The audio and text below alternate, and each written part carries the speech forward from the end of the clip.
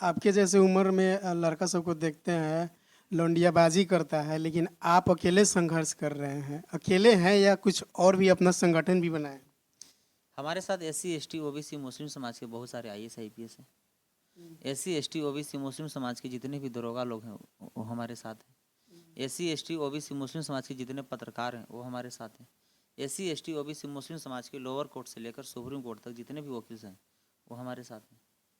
और बात रहा विधायक मंत्री के, तो विधायक मंत्री से ज़्यादा औकात तो मेरा जूता के है अभी की मिनट में। है किसी विधायक विधायक को आप जूता से तोल रहे हैं? मैं कह रहा हूँ ना, है किसी विधायक मंत्री आज के डेट में है कहाँ? सब तो कुत्ता है, लगभग सब कुत्ता है। नमस्कार, मैं हूं मनीष माहिर और मेरे साथ में है गोल्डन दास। वही गोल्डन दास जो थाना में ताला मारने का काम करते हैं, दबे कुचले शोषित वंचित वर्ग के लोगों की आवाज़ उठाने का काम करते हैं, ज़मीनी स्तर से लड़ाई लड़ते हैं और उनको न्याय छीन कर उनके झोली में डालने का काम करते हैं। इनसे बहुत सारी सवालें होगी, लेकिन आप वीडियो देखते देखते कमेंट करिए कि क्या ऐसे शख्स को सिर्फ रोड पे ही संघर्ष करना चाहिए या संसद भवन तक पहुंचना चाहिए? आप हमें कमेंट करते रहिए। बहुत बहुत स्वागत है गोल्डन जी मेरे चैनल पे। बहुत बहुत धन्यवाद। साथ ही आपका public of India news channel का बहुत बहुत धन्यवाद। साथ ही जितने व्यूअर्स देखते हैं सभी क्रांतिकारी जय भीम। तो मेरा सवाल ये है कि आप अकेले भगत सिंह, चंद्रशेखर आज़ाद क्यों बन रहे हैं? लोगों को न्याय दिलाने के लिए अकेले ही बीड़ा क्यों उठा लिए?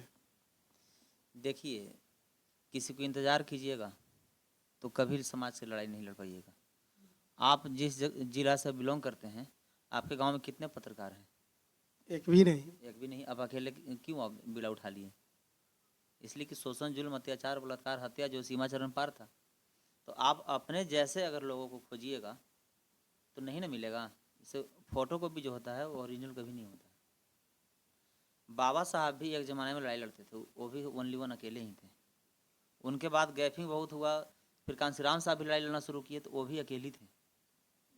और शेर कभी भी लड़ाई अकेला लड़ता है। अच्छा, ये बताइए जातिवाद क्या होता है? जातिवाद जात पूछना होता है या जात बताना, या जात जान के किसी मानसिकता के उद्देश्य से काम करना, इसको जातिवाद कहा जाता है? जातिवाद कहा जाता है कि जैसे हाई कोर्ट और सुप्रीम कोर्ट में देखिए, सब के सब जज आपको फॉरवर्ड मिलेंगे। जातिवाद होता है जैसे निर्भया दिल्ली जो गैंग रेप जो हुआ था दिल्ली में निर्भया को, तो उसमें राताराती सुप्रीम कोर्ट खोलकर पांचों को फांसी दे दिया गया था। उससे भी ज़्यादा गंभीर गंभीर रेप और गैंग रेप हो रहा है दलित बैकवर्ड मुस्लिम समाज की बेटी बहन के साथ। इसमें कितने का फांसी हो रहा है? इसे जातिवाद कहते हैं। इसलिए कि निर्भया जो थी वो एक ब्राह्मण की बेटी थी, तो उसमें सबको फांसी हो गया। और अब दलित बैकवर्ड मुस्लिम समाज की बेटी की रेप हो गैंग रेप हो रहा है, इसमें फांसी नहीं हो रहा है, एफआईआर तक नहीं हो रहा है, गिरफ्तार तक नहीं हो रहा है। इसे जाति पाति कहते हैं। जिसको हो रहा है उसको बरी कर दिया जा रहा है। जैसे मैं जाति पाति होता है कि बिहार में देख लीजिए लालू यादव को, जो आरोप लालू यादव पर था वही आरोप मिश्रा जी पर था। लालू यादव को जेल पर जेल, जेल पर जेल, और मिश्रा जी को बेल पर बेल। इसे जाति पाति कहते हैं। अच्छा, ये बताइए सर, आपके जैसे उम्र में लड़का सबको देखते हैं लौंडियाबाजी करता है, लेकिन आप अकेले संघर्ष कर रहे हैं। अकेले हैं या कुछ और भी अपना संगठन भी बनाए? हमारे साथ एससी एसटी ओबीसी मुस्लिम समाज के बहुत सारे आईएएस आईपीएस हैं। एससी एसटी ओबीसी मुस्लिम समाज के जितने भी दरोगा लोग हैं वो हमारे साथ हैं। एससी एसटी ओबीसी मुस्लिम समाज के जितने पत्रकार हैं वो हमारे साथ हैं। एससी एसटी ओबीसी मुस्लिम समाज के लोअर कोर्ट से लेकर सुप्रीम कोर्ट तक जितने भी वकील हैं वो हमारे साथ हैं। आपको देखा जाता है सोशल मीडिया पे काफ़ी वायरल आपका वीडियो रहता है, हर जगह आप आंदोलन करते हुए नज़र आते हैं। क्या मकसद है? सिर्फ सेवा करना मकसद है या आगे विधानसभा में किसी संवैधानिक पद पे जाने का भी मकसद है?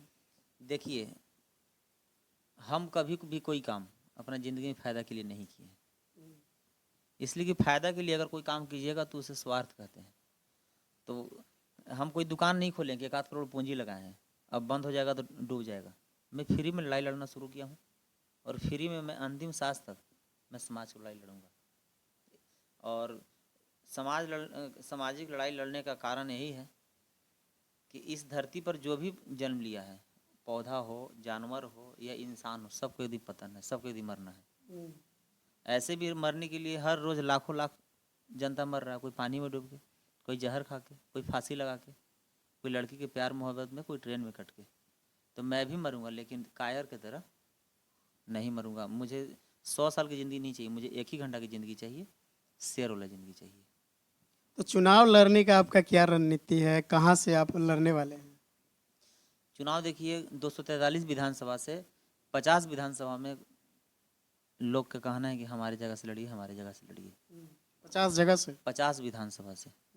फुलवारी शरीफ से भी हमें मांग किया जा रहा है, मसौड़ी विधानसभा से मांग किया जा रहा है, आपको बाराचट्टी विधानसभा से मांग किया जा रहा है, मखदुमपुर विधानसभा से मांग किया जा रहा है। तो मैं एक ही बात बोला हूँ कि ठीक है, मैं चुनाव लड़ूंगा, लेकिन समाज को पहले देख लेते हैं कि कहाँ से लड़ें और कैसे लड़ें।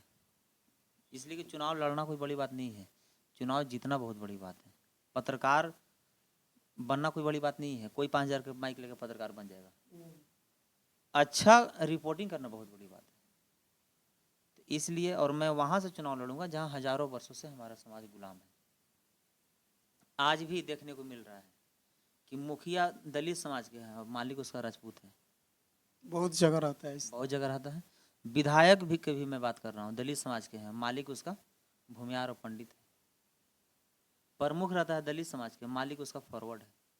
यानी जहाँ भी दलित समाज प्रतिनिधित्व करता है उसका प्रतिनिधित्व दूसरा कोई करता दूसरे कोई करता है, फॉरवर्ड वाला करता है। हाँ, तो जहाँ हमारे समाज के लोग, आम हो, आदमी हो या कोई जनप्रतिनिधि, अगर गुलामी के जंजीर से जकड़े हुए हैं, मैं उस जंजीर को तोड़ने का काम करूँगा। बीजेपी या आरजेडी वाले अगर आपको टिकट प्रोवाइड कराते हैं तो आप लेंगे कि नहीं?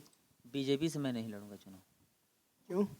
बीजेपी से मैं चुनाव लड़ूंगा तो समाज को मैं कहना चाह रहा हूँ कि मैं शुरू से कहते आ रहा हूँ कि मैं बाबा साहब को मानने वाला हूँ, और SC ST OBC मुस्लिम समाज के कोई भी पार्टी के टिकट देगा तो मैं चुनाव लड़ूंगा, बीजेपी छोड़कर, बीजेपी और कांग्रेस छोड़कर। बीजेपी आपको लगता है कि SC ST का दुश्मन हो गया है?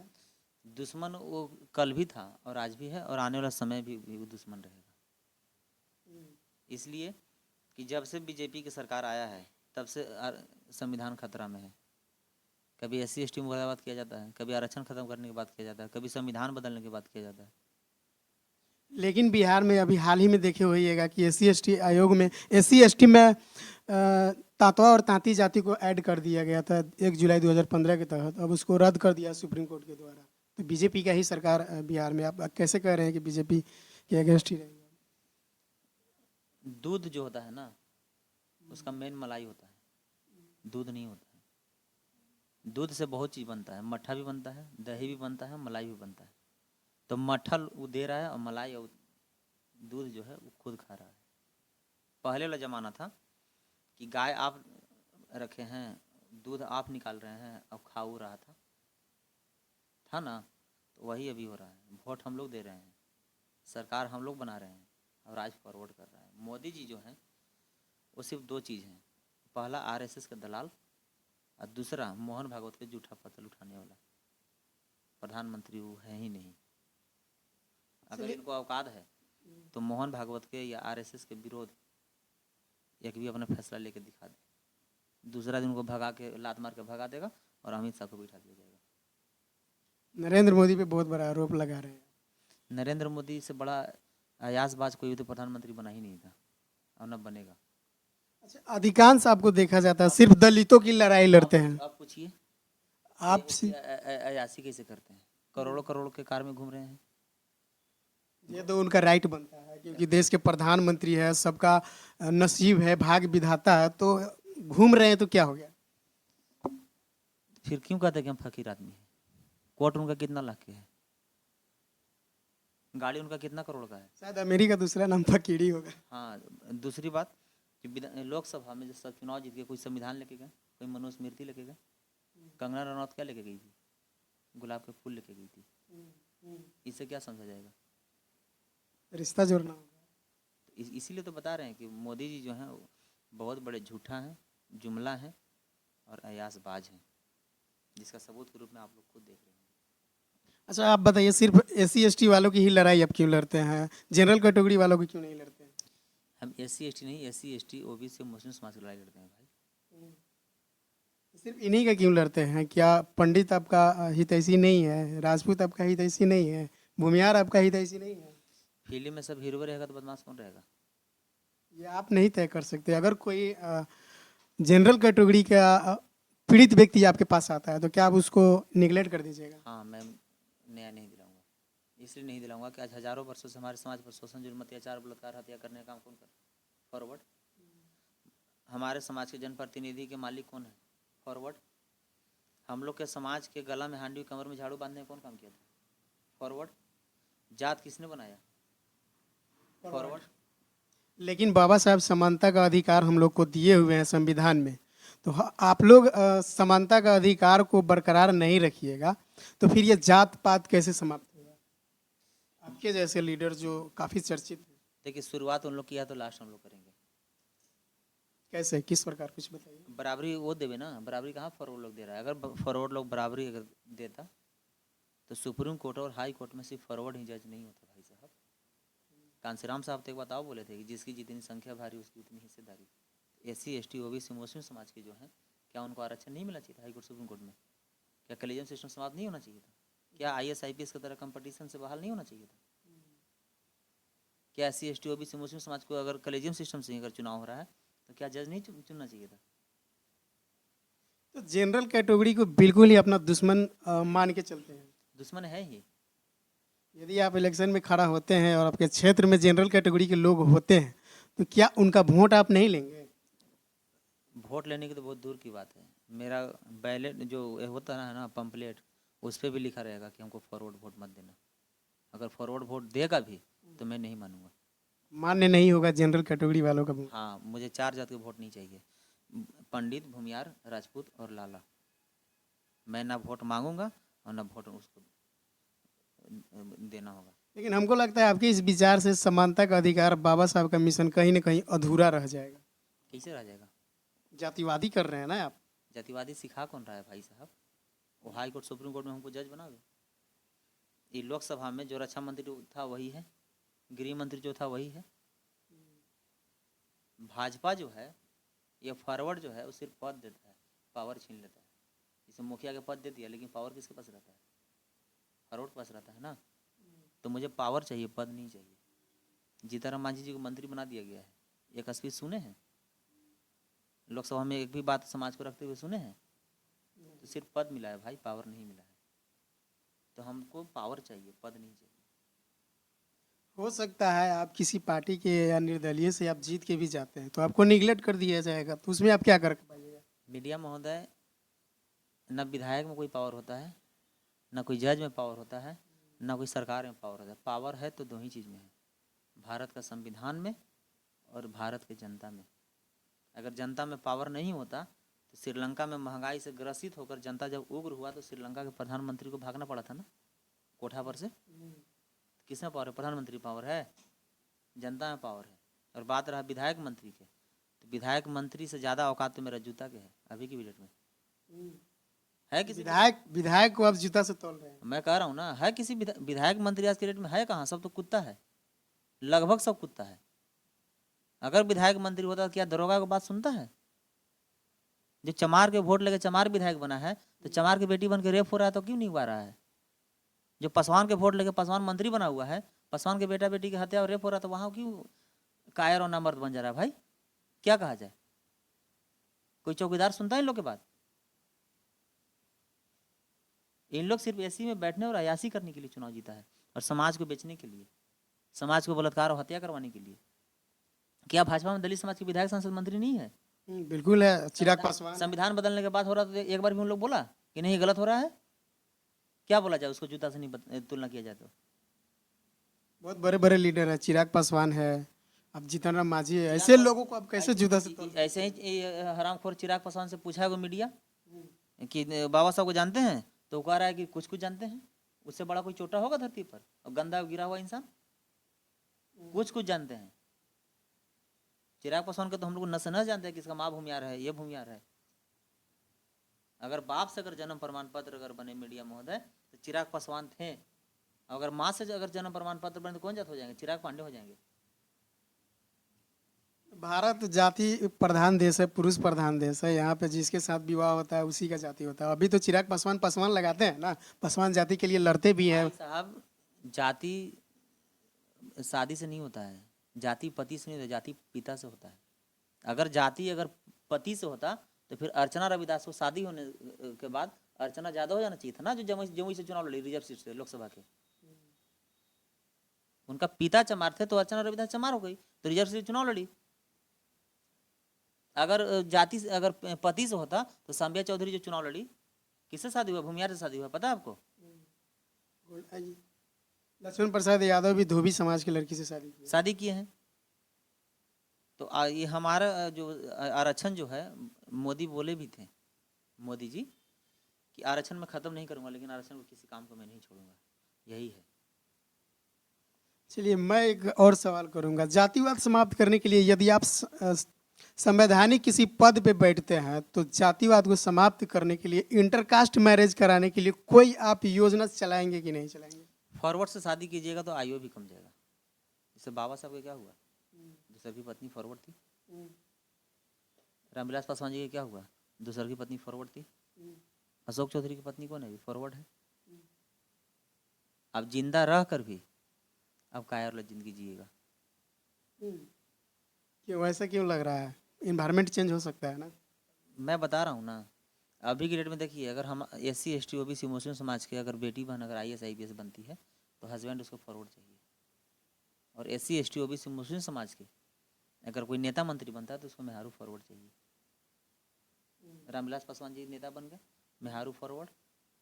अशोक चौधरी मंत्री बने, मेहारू फॉरवर्ड। यही तो बाबा साहब चाहते थे। क्या बाबा साहब चाहते थे? कि जातिवाद मिटे, इंटरकास्ट मैरिज हो, ताकि एक नया समाज का निर्माण हो। बाबा साहब कहे थे कि इंटर कास्ट शादी हो और जातिवाद मिटे। बाबा साहब ये नहीं बोले थे कि शादी करके तुम कुत्ता गुलाम बन जाना उसी के। चिराग पासवान क्या है? गुलाम है ना, है। जमुई उनका बहनोई के जब नॉमिनेशन हो रहा था तो पुलिस रोक दिया था, तो तुरंत माँ के पास गए। अब माँ के पास गए, पता ना माँ कहाँ फोन लगाई, तुरंत वो अंदर चल गए। तो इन्हें गुलाम नहीं कहे तो क्या कहें? सांसद और मंत्री तो चिराग पासवान जी हैं, उनकी माँ क्या है? एक जनता है। लेकिन चल किसका रहा है? जनता का चल रहा है। तो उसी तरह भाजपा के नीतीश जी जो है, एक मुखौटा है, एक ये ड्रामाबाज है, और इनको चलाने वाला कौन है? RSS और मोहन भागवत है। आपको दिल्ली में भी मैंने देखा, बहुत बड़ी आंदोलन आपने किया था। SC ST आयोग को भी आपने कानून सिखाने का काम किया। तो इस तरह के लोग जो संवैधानिक कानून पे बैठे हुए हैं, आखिर क्यों नहीं वे लोग SC ST वाले में दबे कुचले लोग जो होते हैं उनकी मदद करना चाहते हैं? देखिए, SC ST आयोग में जो भी चेयरमैन या सदस्य होते हैं, उसको सरकार को जो कुत्ता होता है, जो गुलाम होता है, उसी को बनाया जाता है। SC ST आयोग में जो भी बना है अभी तक, पूर्व विधायक या पूर्व सांसद मिलेगा। तो पूर्व विधायक और पूर्व सांसद के अयासी करने से फुर्सत मिला है कभी? जनता को लूटने और ठगने से कभी फुर्सत मिला है? जनता से झूठ बोलने से कभी फुर्सत मिला है? SC ST आयोग के भी चेयरमैन या सदस्य जो होते हैं, उसमें भी कंपटीशन से बनाना चाहिए, क्वालिफिकेशन से बनाना चाहिए। ये बिहार के आयोग के जो बनाया गया था ललन भुइयां के, वो क्या है? जो सरकार में थे दारू पी को सरकारी गाड़ी दे रहे थे नीतीश कुमार जी को। तो दारू पीने वाले के, लड़कीबाजी करने वालों को आप आयोग के चेयरमैन बना दीजिएगा। भारत के एक ही चेयरमैन होते हैं,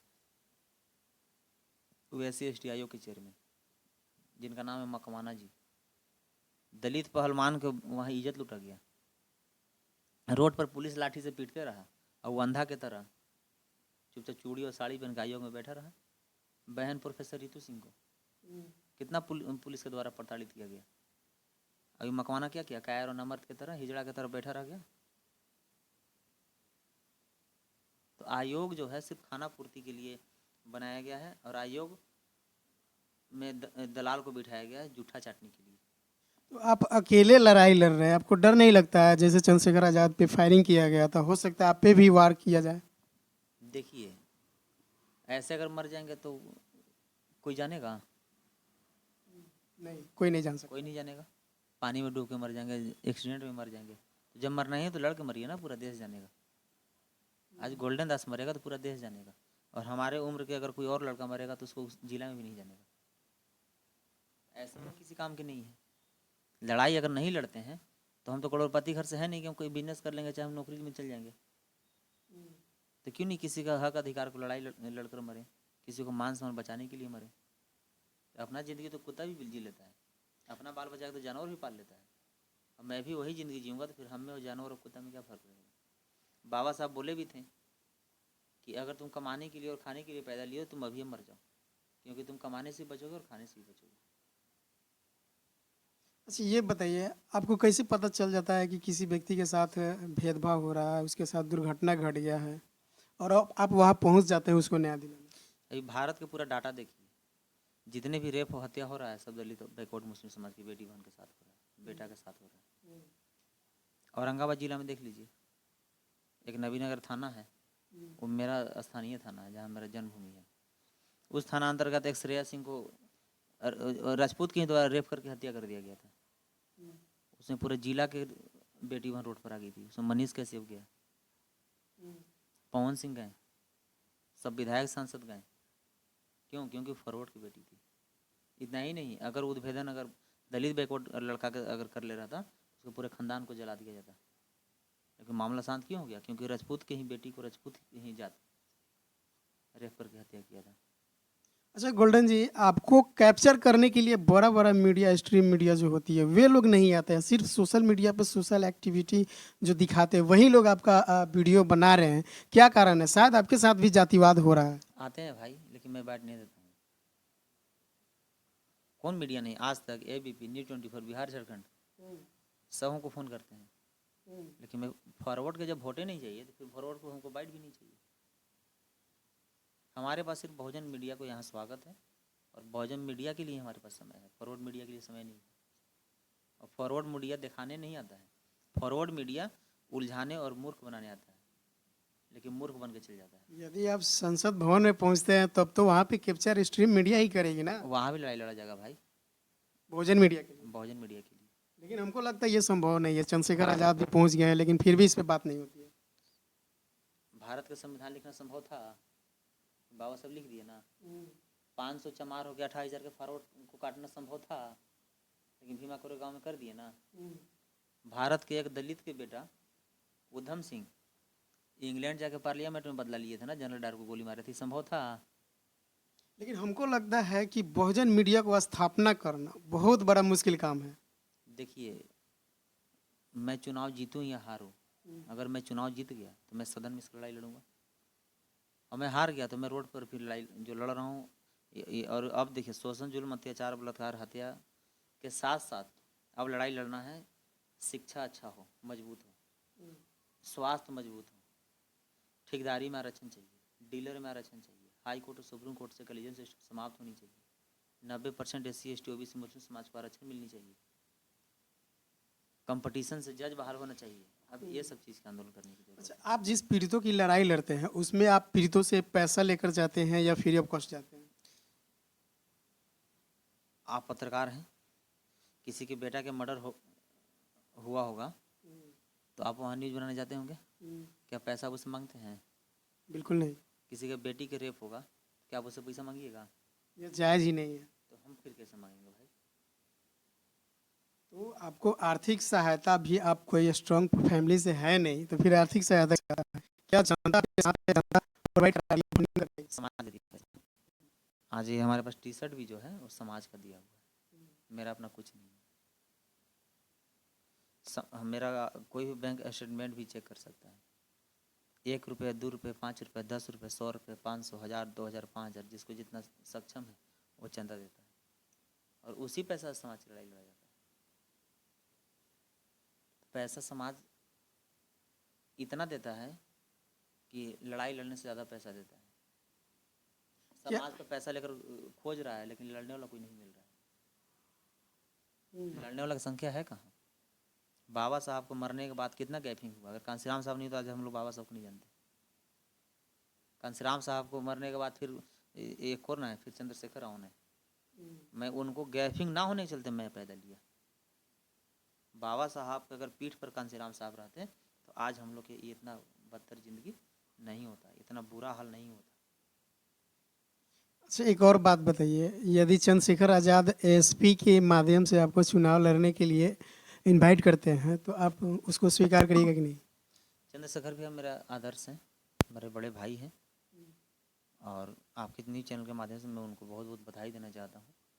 और बहुत मजबूती से चुनाव लड़कर जीत कर जो उम्मीद से गए हैं उस उम्मीद पर अभी तक खरा भी हैं। तो मैं भी चाह रहा हूँ कि मैं भी अपने भरोसे चुनाव जीत के जाऊँ। लेकिन आप उस उनके अगेंस्ट में ही बहुजन आर्मी का स्थापना कर दिया है। क्या लगता है कि बहुजन आर्मी, भीम आर्मी दोनों एक पटरी पे खड़ा होगी क्या? मैं तो चाहता हूँ जितने भी छोटे छोटे संगठन या पार्टी है सब एक जगह आ जाए। बहन जी हो गए, चंद्रशेखर भी हो गए, पप्पू यादव हो गए, असुद्दीन ओवैसी हो गए, ऐसे ऐसे जितने भी पार्टी है सबको एक मंच पर आ जाना चाहिए। अगर एक मंच पर नहीं आएंगे तो इससे भी बुरा हाल होगा। इसमें ना समाज को जान बचेगा, न इज्जत बचेगा, न ही कुर्सी बचेगा। इतना कड़ा कानून होने के बावजूद भी एससी एसटी वर्ग के लड़कियों का ही रेप किया जाता है, उस पर जुल्म सितम अत्याचार होता है। क्या कारण है कि संविधान को दरकिनार किया जाता है, या उसे पुलिस प्रशासन का डर नहीं है, या अपने धन संपत्ति बल का उनको उम्मीद रहता है? देखिए, दलित समाज की बेटी बहन के रेप हो रहा है या हत्या हो रहा है तो उसको सजा देगा कौन? जज? वहाँ कौन जाता है फॉरवर्ड?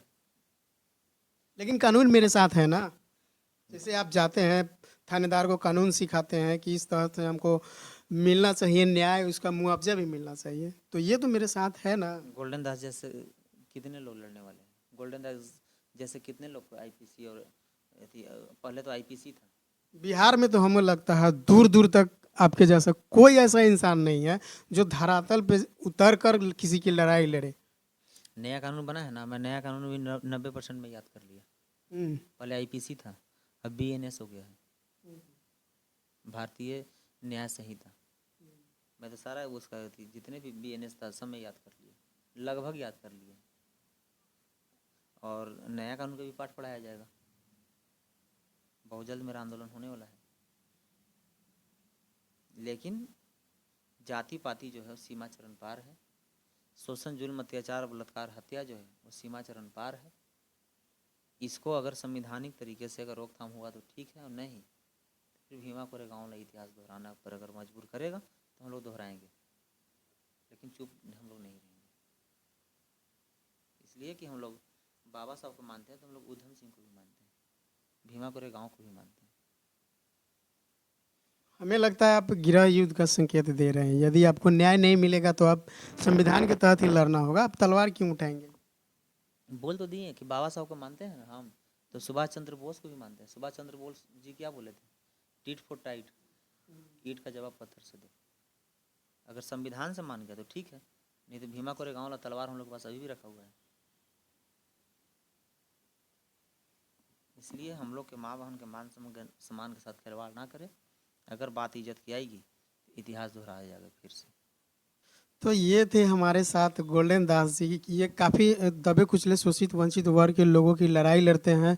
हर जगह पे इनका वीडियो वायरल होता है। आप जब भी वीडियो देखिएगा, आपको यदि पुलिस से बात करने में डर लगता होगा तो शायद वीडियो देखकर आपको इतना ज़्यादा ऊर्जा आएगा, इतना हिम्मत बढ़ जाएगा कि आप पुलिस या एसपी से डायरेक्ट बात कर सकते हैं, आँख में आँख डाल के। जिस तरह से गोल्डन जी अपनी निगाहें डालकर बात करते हैं और पीड़ित को न्याय छीन कर उनके झोली में डालने का काम करते हैं, तो मुझे लगता है कि जिस तरह से ये लड़ाई लड़ रहे हैं, इस तरह से हर युवा को प्रेरणा लेना चाहिए इनसे और आगे आना चाहिए। और इस तरह के शख्स को रोड पे नहीं संघर्ष करना चाहिए, बल्कि संसद भवन में होना चाहिए, ताकि आपके आवाज़ों को बुलंद कर सके, आपकी आवाज़ों को उठा सके। आपको जो न्याय मिलने में देरी लगती है उसको देरी ना लगे, बल्कि तत्काल एट ए टाइम आपको न्याय मिल जाए। तो आप क्या राय रखते हैं भाई?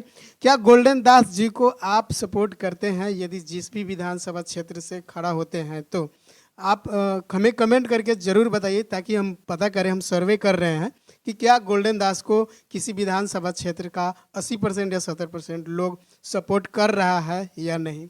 फिलहाल इतना ही, किसी और वीडियो में मिलते हैं। जय भीम।